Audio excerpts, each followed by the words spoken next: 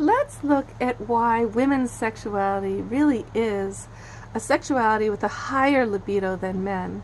Now, we've been taught to think this is totally the opposite, that the men are out on the prowl trying to get laid and all they care about is having sex.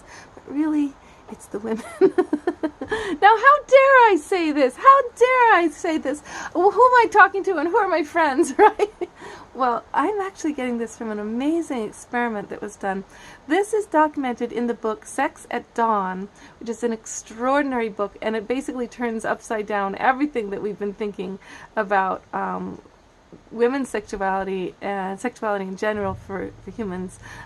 But in this experiment, what they did is they showed pictures to the genders to see how their brains registered and their genitals registered turn on. So they had them hooked up to, like, I guess, little pussy grabbers and cock grabbers that would register whether or not they were feeling arousal, and also register in their brain that the quadrants of the brain that have to do with arousal by looking at certain pictures. So the men, when they showed the men pictures of women, half the men, well not half, but a certain amount of the men would show arousal to naked pictures of women of different shapes and sizes, maybe depending on their preference, you know. And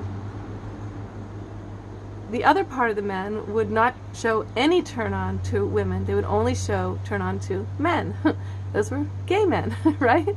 So it was very clear. You could show them the sexy pictures, the pornographic pictures, and it would show arousal. Very clear for the men. Either they were heterosexual or gay. Now, when they did the women, and they also gave many pictures to the men. Pictures of life, pictures of cars, pictures of houses, pictures of the whole world, intermingled with the nude pictures and the gorgeous, sexy, eroticized pictures.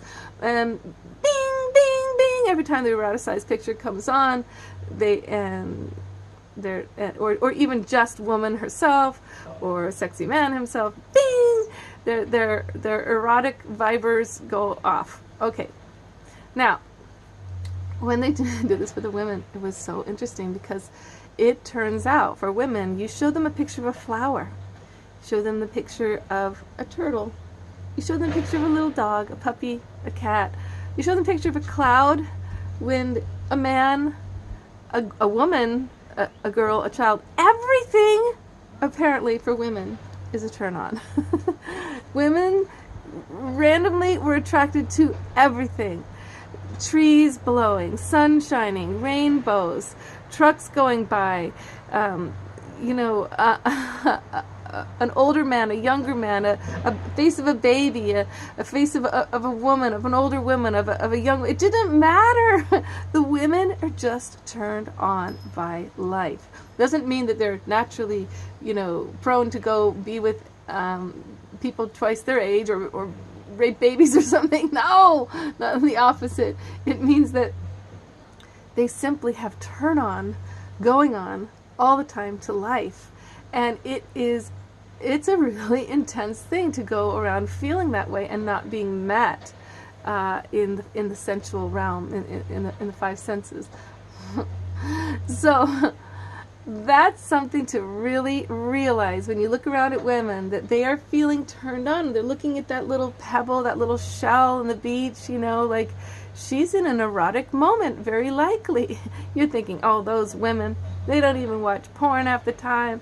They're not even thinking about my cock, and I've been strutting around in my bathing suit, and she's not even turned on. Oh, she is. You're awesome. It's just that, the way the light shone behind you and the ocean was spraying was also a turn on. And then what they did in the experiment is they registered women's brains and men's brains for the impact of having had a sexual encounter with another person. And this is really intense.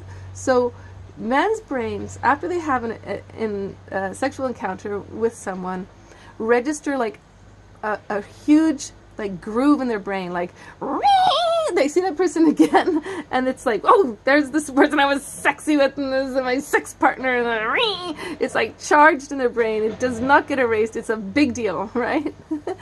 Well, we're taught to think that the women